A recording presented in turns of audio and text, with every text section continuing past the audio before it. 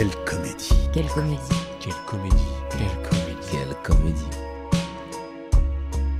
Parce qu'à l'époque, en Italie, il y avait les comédiens italiens que tout le monde adorait. C'est ceux qui jouaient un théâtre qu'on appelait la Commedia dell'arte. Vous voyez ce que c'est? C'est les comédiens qui avaient des masques, qui jouaient... Ouais. Est-ce que c'est un lien avec Pizza dell'arte ou pas? Mon Dieu, c'est pas la première fois qu'on me pose cette question. Dans cet épisode hors série de Quelle comédie, nous vous embarquons pour une visite de la salle Richelieu. Dans le cadre de sa mission éducative, la Comédie Française accueille plusieurs fois par semaine des classes de collège et de lycée pour des visites décryptage. Du péristyle à la salle Richelieu, en passant par l'escalier d'honneur et devant le fauteuil de Molière, aujourd'hui c'est au tour des élèves du collège René Cassin de Noisy-le-Sec de découvrir l'envers du décor.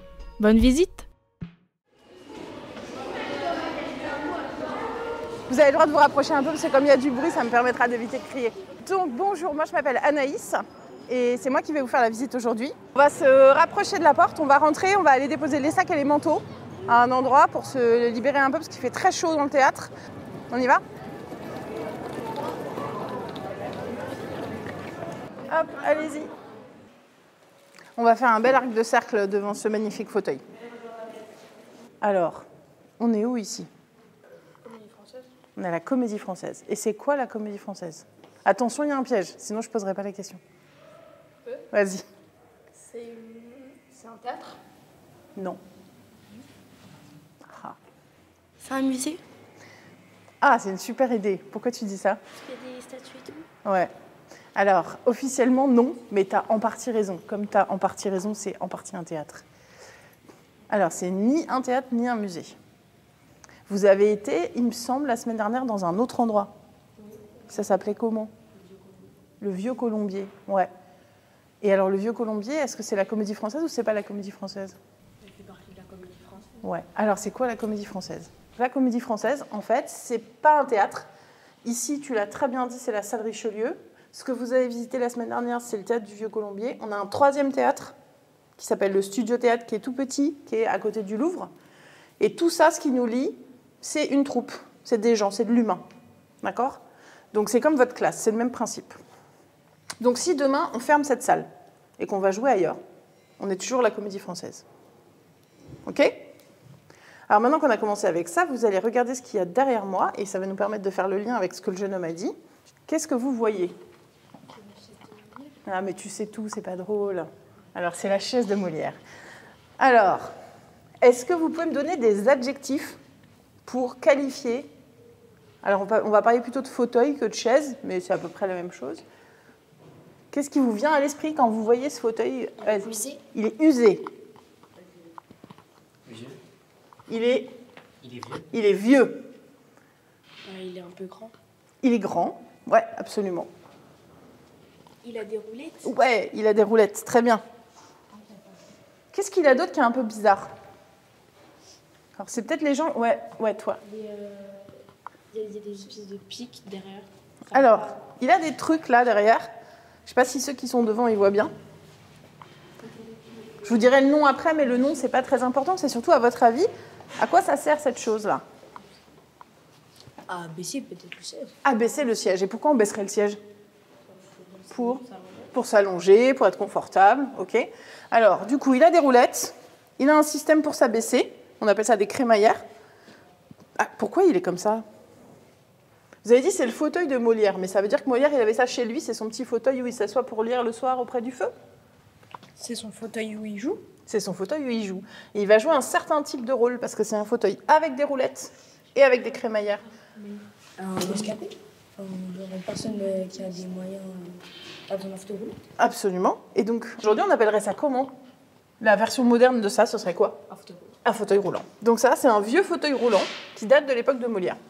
Et donc, on va transporter, alors pas seulement des personnes en situation de handicap, on va transporter par exemple des malades. Ça tombe bien? Merci. Ah, je vous ai aidé un peu. Le malade imaginaire. D'accord? Donc ça, c'est le fauteuil du malade imaginaire, c'est marqué sur l'étiquette. Donc c'est pas un fauteuil de maison.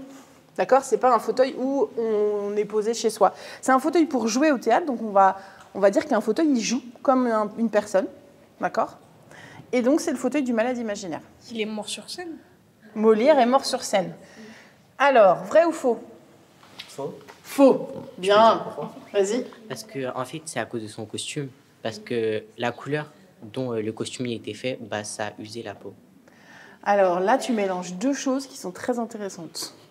Alors déjà, est-ce qu'il est mort sur scène? La réponse, c'est faux, mais c'est pas une histoire de couleur de costume. Peut-être on aime bien raconter des histoires, donc quand l'histoire elle n'est pas assez glamour, en fait, on va la rendre un peu glamour. Donc si je vous dis Molière, il a fini de jouer, il est rentré chez lui, il est mort dans son lit, et si je vous dis il est mort sur scène, c'est quoi la version la plus glamour? Il est mort sur scène. Donc on fait un petit raccourci. En fait, il était très malade, ça c'est vrai. Il était en train de jouer le malade imaginaire, ça c'est vrai aussi. Mais il n'est pas mort sur scène. Il a fini de jouer et ensuite il a été ramené chez lui et il est décédé dans la nuit. C'est devenu, en version théâtrale, il est mort sur scène. Un peu Dalida, quoi. Mais vous êtes trop jeune pour connaître Dalida. Donc, c'est le fauteuil dans lequel il jouait quand il est mort. Donc, il est vieux, il est usé. Pourquoi on le garde comme ça? Est-ce qu'on aurait un moyen de le rendre plus neuf? Non, mais c'est parce que c'est un peu un souvenir. Ouais, c'est un souvenir. C'est précieux. C'est précieux. C'est une relique. Ah, très bien. C'est une relique. Qu'est-ce que c'est une relique? C'est un peu un vestige du passé, quelque chose qu'on doit conserver pour le laisser comme tel et avoir des souvenirs de ce qui s'était passé. Absolument, parfait. Très bonne définition. C'est un vestige du passé. Il ne faut pas qu'on le touche, il faut qu'on le laisse comme ça. Parce que si on le modernise, bah, en fait, ce qui va se passer, c'est qu'il aura moins de valeur, en tout cas. Parce que là, on peut penser que peut-être c'est le cuir sur lequel Molière s'est assis quand il était vivant. Molière, c'était quelle époque? Ouais. 17e siècle. 17e siècle. Est-ce qu'elle a raison ou pas? Eh bien oui, absolument. Très bien. 17e siècle, il est mort en 1673, Molière. Donc c'est tout à fait le 17e siècle. Donc ce fauteuil, il date du 17e siècle. Donc on a répondu à ta question, il n'est pas mort sur scène. Molière, il meurt en 1673. La Comédie Française, elle est créée en 1680. Mais il y a quand même un lien, sinon ce ne serait pas drôle. Molière, est-ce qu'il jouait tout seul? Non. La Comédie Française, c'est quoi déjà? C'est une troupe, ouais. Molière, il avait une troupe aussi. Il était chef de troupe. Et quand il est mort, qu'est-ce qui se passe quand lui meurt? À votre avis, sa troupe, elle s'arrête de jouer? Elle continue de jouer? Elle désigne un nouveau chef. Moi, je pense qu'ils ont continué et ils ont créé la Comédie Française. Eh bien, tu y es presque. Ils ont continué de jouer, même sans Molière. Et 7 ans plus tard, le roi, il a décidé de créer la Comédie Française. Et il s'est dit, qui je peux mettre dans cette troupe? Il a été chercher la troupe de Molière et une autre troupe. Il les a mis ensemble, il a créé la Comédie Française. Donc, il est là le lien. D'accord? Il n'y a que cet objet-là de Molière qui est précieux? Alors non, on en a d'autres. Les autres, ils sont un peu marrants. Celui-là, on peut le montrer, tu vois. On peut le montrer au public, on le laisse en dessous. Ça fait un peu musée. Qui était la camarade qui avait dit que c'était un musée? Ouais, ça fait un peu musée, tout à fait. Parce qu'en fait, on existe depuis 1680. Donc on a plein d'objets. Vous imaginez une famille qui existe depuis 1680? Tout ce qu'il y a dans la cave. Nous, notre cave, c'est comme une cave qui est remplie depuis 1680. Donc il y a vraiment beaucoup de choses. Donc on met des choses comme ça en musée, mais on a d'autres trucs. Alors on a un truc qui est hyper beau, c'est la montre de Molière. On a encore sa montre. Et tu sais, à l'époque, les montres, c'était des grosses montres rondes, comme ça, il n'y avait pas de piles, ça n'existait pas les piles. Vous savez comment on faisait marcher les montres? Il y avait, je ne sais pas si c'est ce que Vas-y, vous voulez vas-y. dire, mais c'était la montre, il y avait les aiguilles et c'est nous on réglait avec un petit truc en haut, un petit rond. Et en plus, ce petit rond, tu le tournes, comme une voiture. Vous avez joué aux petites voitures quand vous étiez petit, vous les faites reculer, et quand vous les lâchez, elles partent. Et bien c'est pareil, on remontait les montres, et ça remontait un petit ressort, et du coup après la montre, elle fonctionnait à peu près une journée. Et donc, elle marche même encore maintenant. Est-ce que ça vous dit qu'on change de lieu? Oui. Ouais. Et cette fois-ci, on va monter, et on va monter par le bel escalier qui est juste derrière.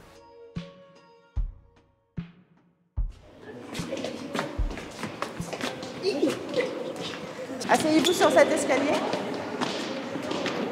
Alors, ici, on est où? Facile. Vous êtes assis où, là? Sur l'escalier. Sur un escalier.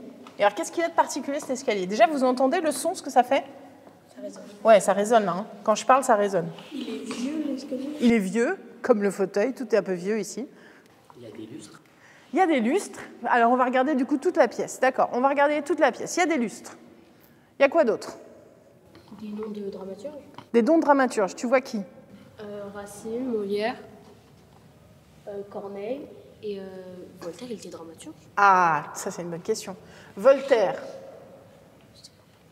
C'est un philosophe? Ouais, c'est un philosophe. Alors, pourquoi on l'a mis là? Qu'est-ce qu'il fait au milieu de Molière, Racine et Corneille? Il n'avait pas parlé un peu de liberté, et genre Ouais. le théâtre ce serait une façon de s'exprimer, d'exprimer la liberté. Alors c'est une bonne idée, mais je vais vous apprendre un truc, c'est que Voltaire, il était aussi dramaturge. Alors qu'est-ce qu'on voit d'autre? Il y a une statue de la comédie, une statue de la tragédie. Ah, t'es super forte. Et ben voilà, la comédie et la tragédie. Cette pièce-là, on a l'impression d'être dedans ou on a l'impression d'être dehors? Regardez bien autour. Ouais. Ces fenêtres-là, comme ça, il y en a beaucoup à l'intérieur? Vous n'avez pas l'impression que c'est sur des façades d'immeubles? Mais néanmoins, on est dedans. Et regardez la lumière là-haut. Ça s'appelle une lumière zénitale. Ça vient du haut. Ça donne l'impression qu'on est dehors, on marche dans la rue, on est éclairé par le haut, et il y a les belles façades d'immeubles comme ça, et on se promène dans la rue à Paris. Sauf qu'on est dedans. Donc cet escalier, on est d'accord, il sert à monter. Regardez derrière vous, vous avez les portes de la salle. Mais on n'est pas encore dans le théâtre. Et en fait, l'architecte, ce qu'il a voulu faire, c'est vous donner une impression que vous êtes encore dans la rue. Donc en fait, il a utilisé que des pierres qui sont brutes, pas de couleur. Vous avez vu que là, même, c'est pas du doré, en fait. C'est une sorte de couleur cuivre, de couleur peut-être éteint, un peu passé, parce qu'il faut garder le clou du spectacle pour derrière la porte là-bas. Parce que quand on va ouvrir la porte là-bas, il faut qu'il y ait un contraste énorme, parce que vous êtes déjà dans une mise en scène. En fait, le spectacle, il a déjà commencé. Est-ce que si vous regardez les vitres, les fenêtres, est-ce que vous en voyez une qui est un peu différente des autres? Regardez bien, hein, il y en a qui lèvent la main avant d'avoir regardé. Celle-là? Non, Celle devant, ça fait comme un miroir. ça fait comme un miroir. Mais elles font toutes un peu comme des miroirs, mais celle-là, qu'est-ce qu'elle te fait en plus? On dirait qu'elle est teintée. Absolument, on dirait que c'est une vitre teintée. Est-ce que si vous vous concentrez un peu et que vous regardez, vous arrivez à voir quelque chose derrière? Un tableau. Un tableau. Tu vois un tableau derrière? Pas C'est un possible. tableau, mais un sorte de cadre. Il y a un truc, une sorte de tableau, effectivement. C'est un balcon en haut là. Ah, c'est le reflet de ça que tu vois? Oui. Alors, en fait, celle-là, c'est la seule vraie fenêtre. Là, derrière, il y a un mur. Là, il y a un mur. Là, il y a un mur. Là, il y a un mur. Tout ça, c'est du faux. C'est juste des miroirs. Celle-là, c'est la seule vraie fenêtre. Et elle fonctionne comme dans les commissariats de police. Vous avez déjà regardé des séries qui se passent dans les commissariats? On ne peut pas voir derrière. Nous, on ne peut pas voir, mais... Eux, ils peuvent voir. Ah ah! Et du coup, il y a quoi derrière? Eh ben voilà! Eh ben tu anticipes ma question. Surtout, moi, je vais vous dire, il y a qui derrière, à votre avis? Napoléon ou le roi, celui qui va regarder la pièce. Alors, à l'époque, peut-être. Aujourd'hui, a priori, tout le monde est mort et enterré. Bah, allez. Qui a son bureau là? Qui nous observe peut-être en ce moment? Le directeur de la Comédie Française. Absolument. Ça, c'est le bureau d'Éric Ruff, qui est ce qu'on appelle l'administrateur de la Comédie Française. C'est le chef. Et est-ce qu'on devient directeur de la Comédie Française un peu par héritage, genre si ton père il est Ah non, directeur? ça c'est une bonne question. Pas du tout, on ne devient pas par héritage. En fait, c'est peut-être un peu complexe comme question. Alors, je réponds quand même. Le directeur de la Comédie Française, il est nommé par le président de la République. C'est comme les présidents, vous savez, il y a des mandats. Vous savez ce que c'est un mandat? On est élu, on fait 5 ans, etc. Donc ici, il fait 5 ans, puis après, il fait 3 ans, puis 3 ans. C'est le max. Après, il faut partir. Ça fait 11 ans en tout. La salle Richelieu, c'est vraiment la salle où on regarde. Alors, nous, on l'appelle la salle historique. Tu vois, c'est la salle la plus ancienne. C'est la salle qui date... D'ailleurs, de quand elle date? Allez, je vous embête encore avec des dates, mais pas beaucoup. 18e siècle. En fait, cette salle, c'est facile de se souvenir quand est-ce qu'elle a été construite. C'est quand la Révolution française? 1789. La salle, elle a été construite juste après la Révolution française et elle ouvre ses portes en 1800. Donc c'est à peu près au moment de la Révolution française. Et la troupe fait son premier spectacle en 1799. Donc pendant un siècle, 1680-1799, on a joué dans plein d'autres théâtres. Et il y a eu cette salle, et puis après, au XXe siècle, c'est-à-dire au siècle qu'on vient de quitter, il y a 25 ans, on a ajouté le Vieux Colombier et le Studio-Théâtre. Alors, est-ce que tout le monde est prêt à aller faire waouh? Vous avez déjà vu la salle en même temps, mais là, vous allez l'expérimenter vide. Et ça, c'est chouette. Et on va aller se prendre les meilleures places.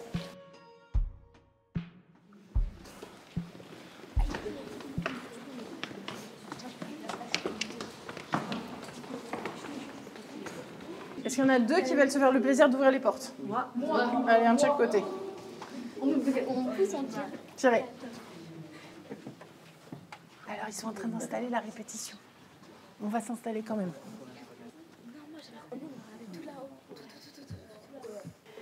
Alors, dans cette salle, moi, ce que j'aime bien faire, c'est qu'on part de vos questions. Je trouve ça plus intéressant que ce soit moi, plutôt que ça vienne de moi.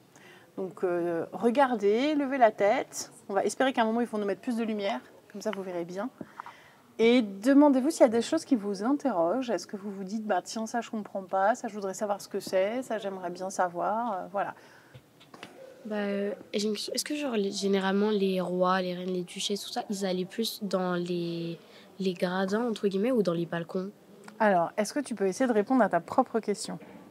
Ce serait quoi ton intuition? Les balcons? Donc, c'est-à-dire plus haut. Oui. Moi, je pense que c'est là, non? Ou là, je sais pas. Ah, tu penses que c'est là ou là? Ouais. Alors, effectivement, c'est une bonne question de savoir où s'assoient les gens, selon qui ils et elles sont, à vrai dire. Donc, toutes les personnalités importantes, ça va dépendre des siècles. Donc, on dit souvent que ça, là, c'est la loge du roi, c'est aussi la loge présidentielle, parce que, je ne sais pas si vous remarquez, elle est un peu en retrait. Elle a une porte, en fait, qui est une porte privée.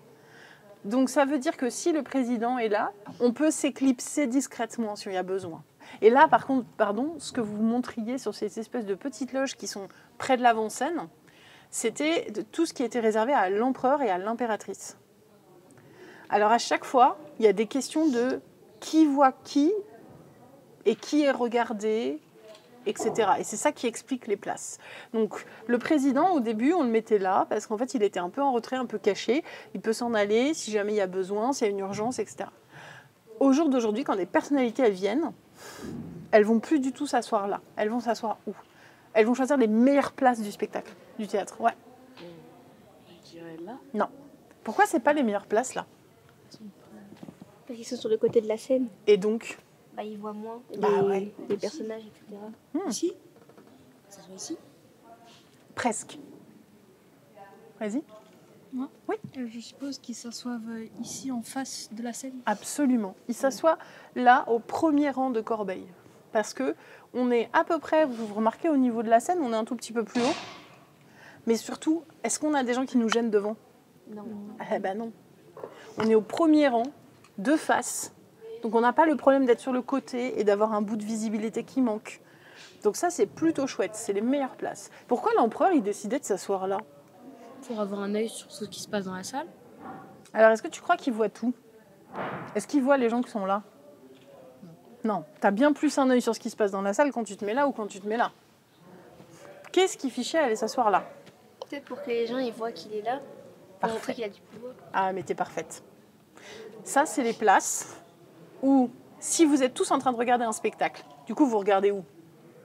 Bah, la scène. Et du coup, juste à côté de la scène, il y a qui? Oh, l'empereur. Est-ce que ces salles-là, elles sont construites pour qu'on voit bien? C'est pour montrer qu'on est riche.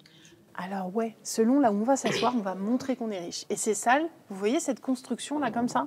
En fait, c'est une construction qui va reproduire la construction sociale de l'époque.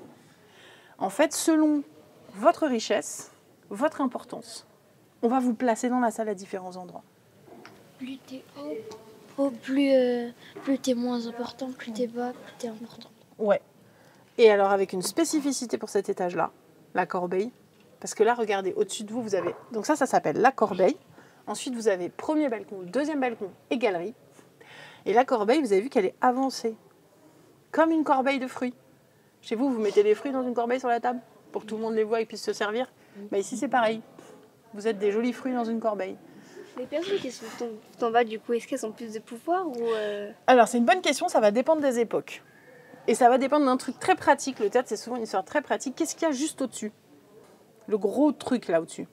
Un lustre. Un lustre. Au jour d'aujourd'hui, ça fonctionne à quoi? Des lampes, des ampoules, on appuie sur un bouton. Non, ça marche avec des bougies. Et qu'est-ce qui se passe avec les bougies? Bah, si ça tombe, ça prend feu. Alors, c'est pas que ça prend feu. Non. Quand vous faites brûler une bougie, ça fond. Et qu'est-ce qui se passe avec le truc qui fond? Elle tombe. C'est chaud. La cire, elle tombe. Vous avez déjà pris de la cire sur la peau? C'est chaud. C'est chaud. C'est pas très agréable. Donc, à votre avis, quand ça fonctionnait à la bougie, il y avait du monde en dessous? Non. Non, sauf les gens, pas importants, qui n'avaient pas d'argent. Par contre, à partir du moment où on commence à fonctionner, alors avant l'électricité, on a fonctionné avec un truc au gaz, mais du coup, il n'y avait plus le problème des bougies. Ces places-là commencent à devenir très intéressantes. D'accord ? Elles sont quand même moins intéressantes que celles-là parce qu'on est un peu plus gêné par les gens devant.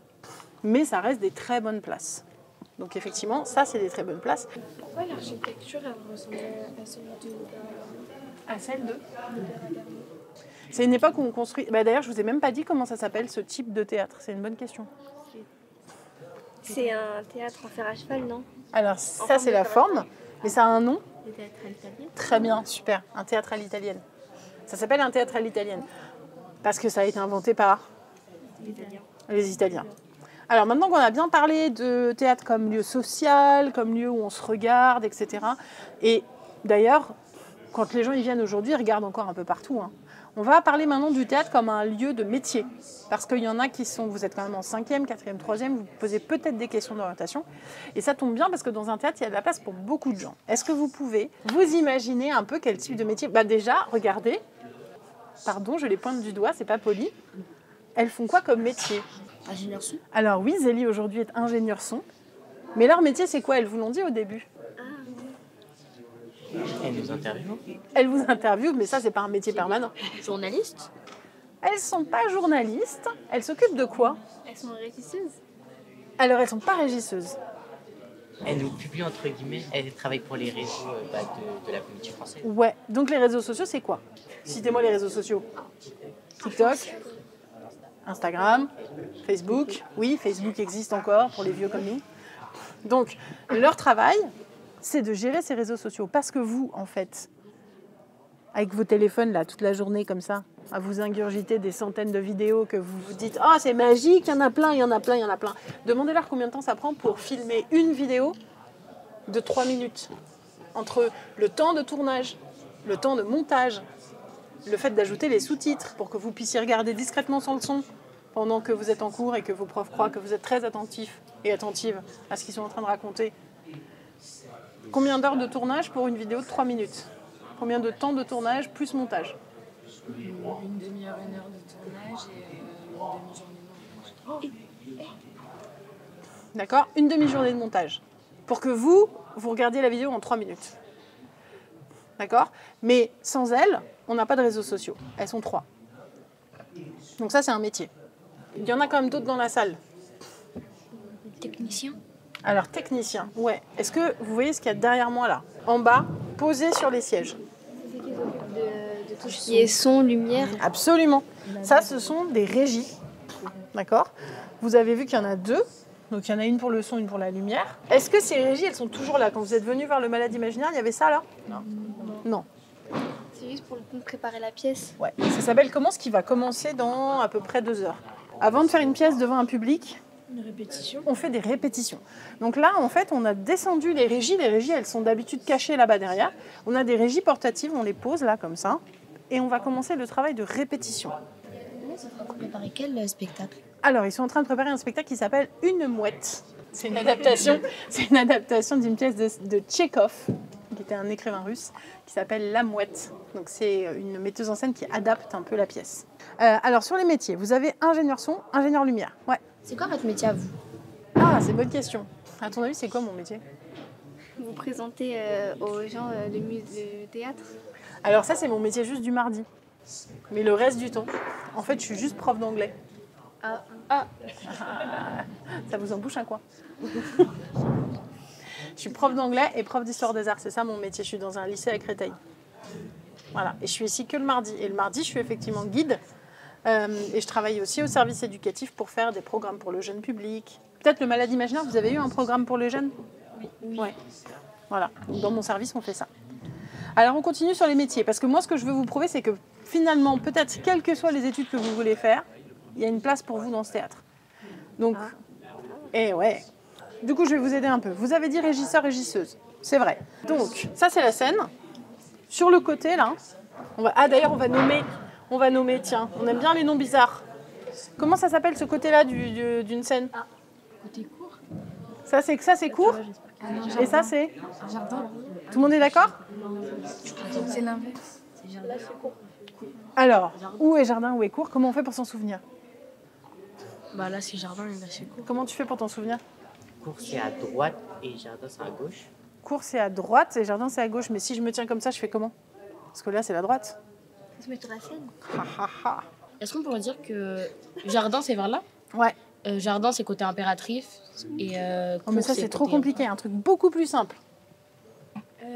On est face au public, donc jardin, c'est à Tu vois, droite. là, t'as déjà du mal. Là, tu t'embrouilles.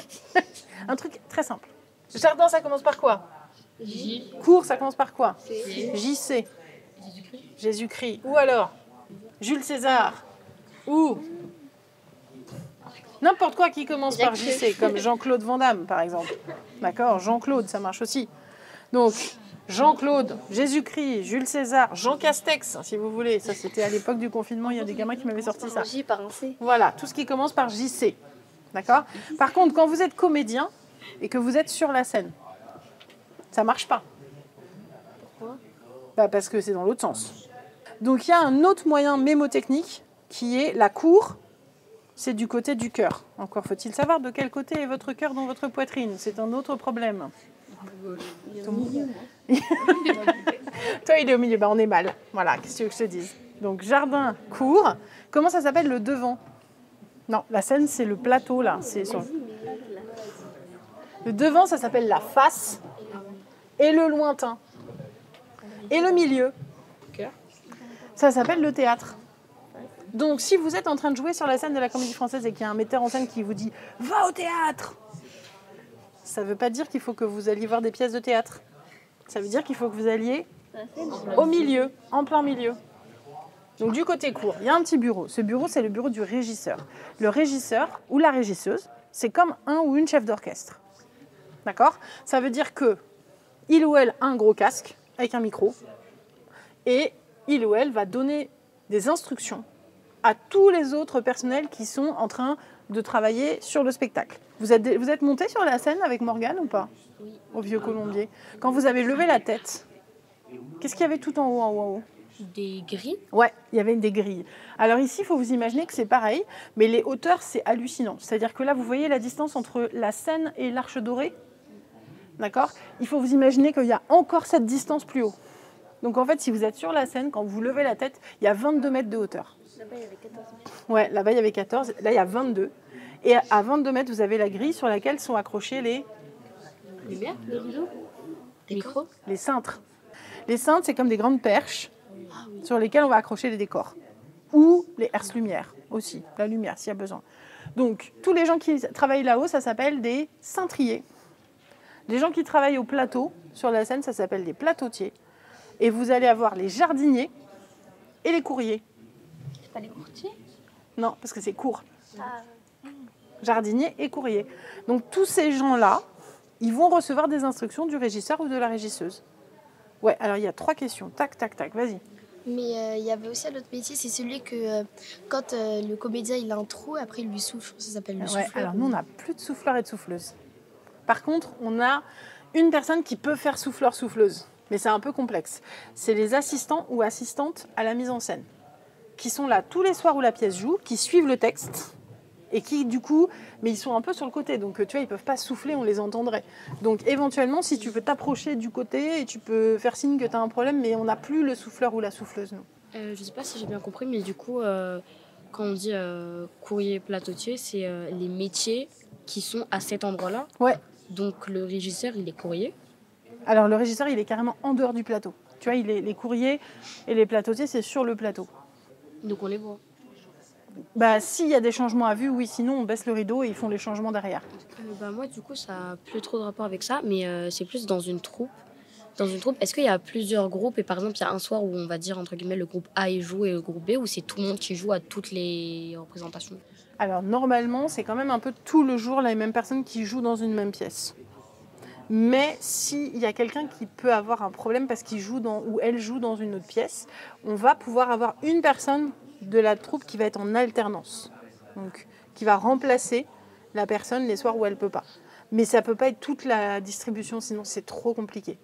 Et du coup, elle va avoir 2 rôles, ou ça va être, par exemple, à la base, elle ne devait pas jouer, mais finalement, il y a un comédien qui part et du coup, elle va prendre sa place. Ouais. Un peu comme un remplaçant. Ouais, ça peut être un remplaçant sur la durée. Hein. C'est-à-dire, c'est pas forcément juste un soir. C'est un remplaçant sur plusieurs représentations, une remplaçante sur plusieurs représentations. Qu'est-ce qu'il y a écrit en haut là? Dans le cartouche là, c'est un peu comme vous quand vous êtes né, votre père ou votre mère ou quelqu'un de votre famille est allé à la mairie pour déclarer votre naissance. Donc c'est ce qu'on appelle un acte de naissance. Quand vous naissez, il y a quelqu'un qui va à la mairie et qui dit voilà, telle personne est née, vous donnez le nom, les noms, les prénoms, etc. Ben, nous, c'est un peu notre acte de naissance. Donc ça raconte que le roi, il a pris la troupe de Molière, une autre troupe, qui les a mis ensemble pour fonder la Comédie Française. Vous avez dit que la Comédie Française, c'est la troupe de Molière et une autre troupe. C'est qui l'autre troupe? Alors, c'était une troupe, je ne sais pas qui était le chef de troupe, mais il y avait donc la troupe de Molière, c'était ce qu'on appelait la troupe de l'hôtel Guénégaud, parce qu'en fait, elle jouait dans un hôtel. À l'époque, les hôtels, c'était pas uniquement des hôtels pour dormir la nuit. Et il y avait une autre troupe qui était la troupe de l'hôtel de Bourgogne. Voilà, donc on a mis ensemble ces deux troupes pour faire la troupe de la Comédie Française. On dit que la troupe de Molière était plutôt spécialisée dans la comédie et que la troupe de l'hôtel de Bourgogne était plutôt spécialisée dans la tragédie, ce qui permettait de faire une troupe qui pouvait jouer à peu près n'importe quoi. Tu vois, ça permettait d'avoir un peu de tout. La troupe de Molière, je comprends, mais pourquoi l'autre troupe, ça pourrait pas être une autre troupe? Parce que c'était la troupe la plus connue sur Paris. En fait, le roi, il a quand même pris les deux troupes qui marchaient le mieux. Parce que tu vois, si tu veux créer une comédie française, c'est quand même très ambitieux. C'est de se dire, je veux créer une troupe nationale qui représente la France. Tu vas pas aller prendre deux petites troupes pas très connues. Tu vas prendre les deux troupes les plus connues. C'était ça l'ambition du roi, en fait. Parce qu'à l'époque, en Italie, il y avait les comédiens italiens que tout le monde adorait. C'est ceux qui jouaient un théâtre qu'on appelait la Commedia dell'arte. Vous voyez ce que c'est? C'est les comédiens qui avaient des masques, qui jouaient... Ouais. Est-ce que c'est un lien avec Pizza dell'arte ou pas? Mon Dieu, c'est pas la première fois qu'on me pose cette question. Dell'arte, ça veut juste dire de l'art en italien. Donc je pense qu'après, à mon avis, ils ont voulu faire un jeu de mots, Pizza dell'arte, avec Commedia dell'arte, pour s'attirer du client. Mais la Commedia dell'arte, c'était des gens qui jouaient des personnages très très stéréotypés. Donc, et du coup, ça marchait super bien en France. Le roi était jaloux, en fait. Il disait, mais pourquoi nous, on n'a pas en France une troupe de comédiens, comédiennes qui marche bien? Donc il a créé cette troupe pour faire un peu de la concurrence à la troupe des comédiens et des comédiennes italiens. Mais la Commedia dell'arte, elle a mieux marché ou pas? Elle a toujours très bien marché, la Commedia dell'arte. Les gens, ils aimaient bien. En fait, il y avait des personnages. C'est comme si je te dis, tu as le droit de prendre 5 personnages, c'est toujours les mêmes, et tu inventes une histoire différente à chaque fois. Donc en fait, les gens, ils étaient contents parce que quand ils venaient voir les pièces, ils connaissaient tous les personnages. Ah bah oui, ce personnage-là, je le connais. Ah bah celui-là, je le connais. Et du coup, c'est comme si, tu sais, c'est comme une série. Le principe de la série télé, en fait. Toujours les mêmes personnages, et en fait, ça continue. Tu racontes plein d'histoires avec ça. Donc ça marchait très très bien. Mais imaginons si on devait définir un pays au théâtre, pas le premier à avoir utilisé le théâtre, mais celui, on va dire, qui représente le mieux le théâtre, ce serait quel pays? C'est difficile comme question. Est-ce que tu sais où ça a été créé, le théâtre? En Italie? En Espagne? On remonte dans le temps. En Grèce? Ouais, tout à fait. En Grèce. Le théâtre a été créé en Grèce. Vous avez jamais vu ces images de grands théâtres en pierre avec des gradins? Et du coup, comme ici, là, le dessin qu'il y a sur le... Alors ça, c'est pas un théâtre. C'est plutôt une sorte de péristyle. Mais c'est une architecture antique. C'est quoi les péristyles? C'est Adam et Ève. Oui, c'est Adam et Ève, oui. Alors, ce plafond, c'est un petit peu un joyeux bazar. Je vous en ai pas parlé parce qu'on le voit pas bien, en fait, parce que c'est éteint. Mais en fait, ce plafond, c'est comme si vous mélangiez plein de choses. En fait, on n'a pas trop peur au théâtre de mélanger tout un tas de trucs. Donc là, vous avez Adam et Ève. Sauf que le serpent, il est représenté par quoi? Un homme. Ouais, c'est un homme, en fait, le serpent. Donc Adam et Ève, ça vient d'où, l'histoire? Elle est dans quel livre? Dans la Bible, d'accord. Et est-ce que vous avez une idée de... Vous voyez le monsieur devant le soleil, là? Est-ce que vous voyez... Je ne sais pas si vous y arrivez, parce qu'il fait vraiment très chaud. Il tient quelque chose à la main. Et regardez les chevaux. Vous voyez les chevaux qui sautent du nuage? Ah, c'est pas le chariot de la nuit et du jour, là, qui ramène le jour et après qui ramène la nuit. Et comment il s'appelle, du coup, le conducteur? Hélios. C'est qui conduit le chariot où il y a le soleil dessus? Hélios, ça veut dire soleil. Mais c'est pas le nom du dieu.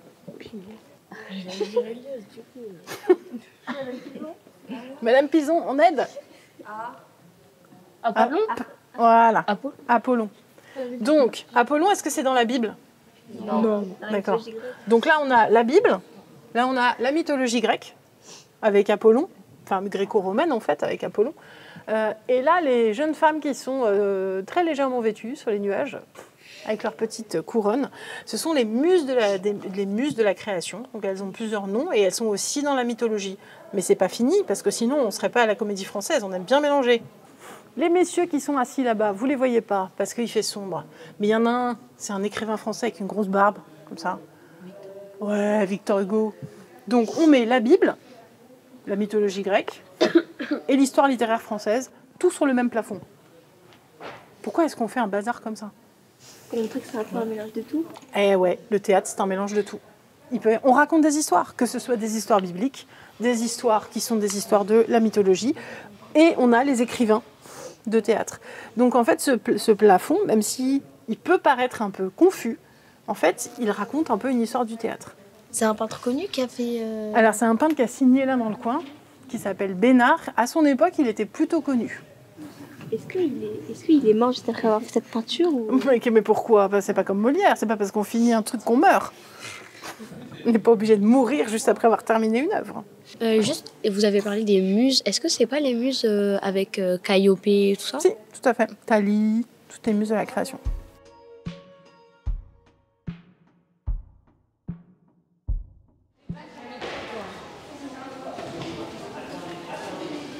Je voulais vous remercier parce que vous avez été super. C'était une très chouette visite, vous aviez plein de questions. Et vous dire aussi que si vous avez d'autres questions, vous n'hésitez pas à faire des listes avec Madame Pison et à m'envoyer un petit message. Et ben rentrez bien, bon pique-nique dans les jardins du Palais Royal. Et puis à bientôt. Merci. Au revoir. C'est la fin de cet épisode, réalisé par Andrea Vilchange et Zélie d'Allemagne. On se retrouve lundi prochain, 8h, avec un nouvel épisode de Quelle comédie. En attendant, bonne semaine à toutes et à tous avec la Comédie Française.